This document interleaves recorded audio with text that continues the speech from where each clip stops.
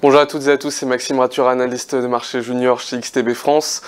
Comme chaque semaine, on se retrouve donc pour l'actualité de 4 grandes matières premières. Vous avez pu le voir, pétrole, cacao, café et gaz naturel. Et on va commencer sans plus attendre avec les dernières actualités sur le pétrole. On a effectivement une situation, donc un mois de juillet qui a commencé, qui marque normalement de manière saisonnière le début de la saison de conduite estivale. Donc normalement les transports sont davantage utilisés et la demande en pétrole est normalement plus élevée à cette période de l'année. Toutefois, ça n'a visiblement pas catalysé la hausse qui était normalement attendue. Et on a encore des stocks de produits pétroliers qui restent relativement élevés, par mécaniquement une demande pour le pétrole qui se réduit, en attendant que ces stocks soient progressivement écoulés. On a une structure des contrats à terme qui reste en backwardation, donc ce qui veut dire que la demande actuelle est quand même plus forte que ce qui est attendu dans les mois à venir. Voilà, pour l'instant, on a une situation qui est plutôt baissière, en tout cas du point de vue technique. On a donc en Chine également, je vous avais parlé de ces indicateurs la semaine dernière, donc une demande qui est toujours critiquée. Les investisseurs l'anticipent de manière mitigée. Elle devrait plutôt décroître s'il n'y a pas d'intervention monétaire prochaine de la PBOC. Alors, donc ça voilà, c'est la situation un petit peu de fond qui se produit sur le pétrole, mais on a donc cette situation inédite avec la démission, Joe Biden qui a donc retiré sa candidature pour les élections présidentielles américaines, et donc Kamala Harris va devenir la nouvelle candidate démocrate. Et donc voilà, on a un petit peu cette anticipation sur le pétrole qui va être assez contrastée, puisqu'effectivement Kamala Harris et Trump ont un petit peu des visions diamétralement opposées sur le pétrole. Kamala Harris est plutôt défavorable au secteur pétrolier et à la production de davantage de pétrole, tandis que Donald Trump, lui, par contre, est largement en faveur d'une augmentation des plateformes de forage, ce qui donc serait une traduction d'une augmentation du soft power des États-Unis, puisqu'elle conquérerait davantage de parts de marché sur le marché du pétrole. Alors si jamais effectivement on a cette Kamala Harris qui est plutôt favori, on va plutôt avoir une catalysation haussière, et si on a plutôt Donald Trump, on va avoir une catalysation baissière, d'autant plus que effectivement si jamais cette politique d'augmentation des plateformes de forage est mise en place, eh bien on peut légitimement s'attendre à une réaction plutôt agressive de l'OPEP+, qui va chercher à donc conquérir des parts de marché et qui va encore plus inonder le marché pétrolier des quantités de stock massives dont elle dispose. Alors donc voilà, ce qu'il va probablement falloir suivre dans les mois à venir, dans les semaines à venir pour le pétrole, ça va donc être la dynamique entre les prévisions pour les élections américaines, si elles sont plutôt en faveur de Kamala Harris ou de Donald Trump. Ça pourrait impacter le marché de manière plutôt brutale.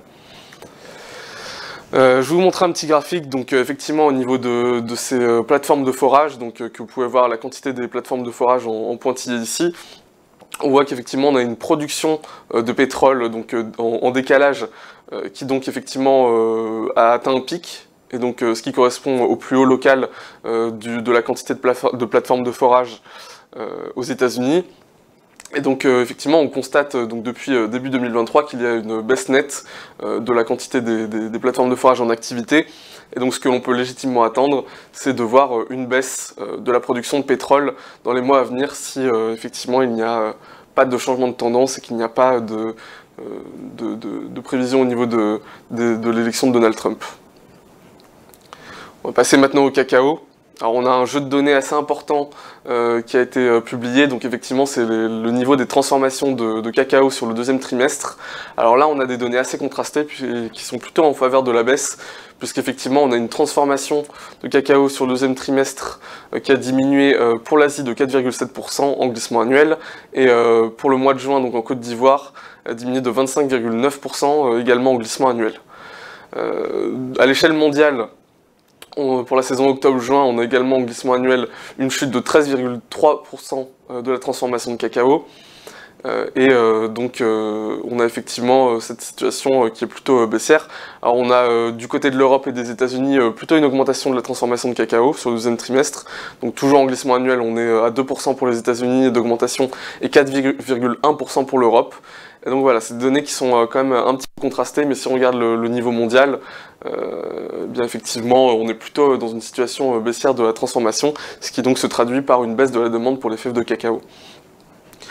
On a donc les producteurs du Ghana qui attendent les facteurs négatifs pour la production qui devraient s'estomper. Donc on avait effectivement les maladies, la criminalité, et on avait effectivement donc cette situation par rapport à le phénomène El Niño qui avait largement impacté négativement la production. Donc effectivement ces facteurs devraient s'estomper et on devrait avoir une production accrue sur la saison 2024-2025. Toutefois, le Ghana annonce également qu'elle va chercher à limiter les ventes, donc instaurer des plafonds pour la saison 2024-2025, et elle va chercher à uniformiser la distribution. Donc on va peut-être pas avoir une production, on va avoir une production plus élevée, mais une disponibilité sur le marché qui va être moindre du fait de cet interventionnisme de la part du Ghana. On a ce graphique qui nous compare, donc vous avez la courbe bleue en pointillé qui nous montre les inventaires, donc les stocks de cacao chez les négociants, et en rouge le cours du cacao. Je vous rappelle qu'il y a effectivement ce niveau de corrélation, alors le graphique bleu est un graphique inversé, donc effectivement il y a ce niveau de corrélation négatif lorsque les stocks de cacao sont en baisse, eh bien on a une augmentation du cours du cacao, et on voit sur ce graphique que la tendance de baisse des stocks actuellement ne montre pas de signe de ralentissement. Passons maintenant au café. Un petit peu moins d'indicateurs, mais effectivement on a une production au Brésil qui devrait significativement baisser, en raison d'une saison de pluie qui n'a pas été particulièrement fructueuse. Et également, il y a un réal faible qui normalement devrait catalyser des ventes de la part des producteurs, mais c'est pas actuellement ce qui est constaté sur le marché. Les producteurs ne sont pas en train de vendre leur stock, donc malgré cette situation au niveau du marché d'échange. On va avoir au Vietnam on a eu des fortes pluies en juillet qui normalement devraient avoir un impact positif sur la production de Robusta. Et puis la SCI nous indique effectivement qu'elle constate des hausses modérées des stocks au niveau du café.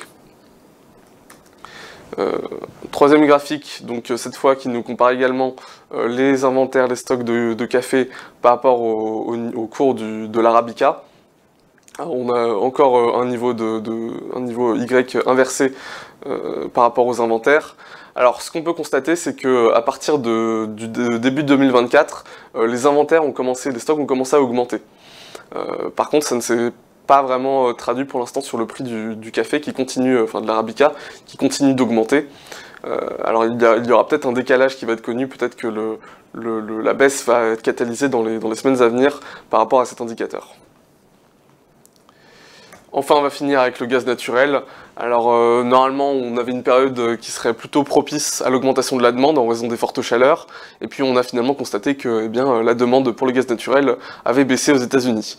Ce qui se traduit effectivement par un très fort contango sur les contrats à terme. Et donc, qu'effectivement, la demande n'est clairement pas au rendez-vous. On a également des tendances de consommation et de production qui se dirigent plutôt vers une augmentation des stocks, donc c'est peut-être qui sera en train d'être anticipé par les investisseurs et qui justifierait la baisse actuelle du gaz naturel. Puis effectivement on n'a pas eu des chaleurs aussi élevées que ce qui avait été anticipé par les prévisions météorologiques. En revanche, du côté des catalyseurs haussiers, on a toujours des indicateurs de saisonnalité à long terme qui nous donnent un biais clairement haussier, et des inventaires comparatifs qui nous donnent des signaux de survente au niveau de cette matière première. Alors voilà, donc ce que je vous avais dit, donc la tendance de la production par rapport à la demande. Donc vous avez ici la courbe rose qui nous montre l'offre, et la courbe verte qui nous montre la demande. Et bien on voit que l'offre reste quand même bien supérieure à la demande, ce qui explique pourquoi est-ce qu'on n'a toujours pas ce rebond haussier de la part du gaz naturel. Ce qui conclut donc notre émission de cette semaine. J'espère qu'elle vous aura plu. Je vous invite à aimer la vidéo, à la commenter dans la partie commentaires. Et je vous donne rendez-vous à la semaine prochaine pour des vidéos qui vont être un petit peu différentes. On va regarder un petit peu les différents éléments qui vont mieux vous permettre de comprendre le marché des matières premières. Au revoir.